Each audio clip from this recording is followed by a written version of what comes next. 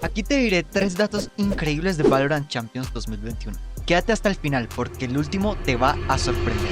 Aunque era el primer año oficial del circuito competitivo de Valorant, la Champions 2021 logró cifras impresionantes. El evento alcanzó un pico de más de 1 millón de espectadores simultáneos durante la gran final entre Gambit y Ascent, consolidándose como uno de los torneos más vistos del año. Durante esa Champions, la canción oficial fue Die For You, de Gravitz, que para la mayoría sigue siendo la mejor canción de los eventos mundiales de Valorant. La rompieron tanto que consiguieron más de 107 millones de visitas en YouTube, siendo la canción más escuchada del videojuego. Ahora, si quieres escucharme para más datos como este, no olvides seguirme. A diferencia de otros torneos internacionales posteriores, la primera Champions de Valorant no tuvo un lower bracket. Todo se decidió por eliminación directa. Si perdías, te ibas a casa. Esto aumentó la presión y la intensidad de cada partido, haciendo que cada mapa fuera una total batalla definitiva.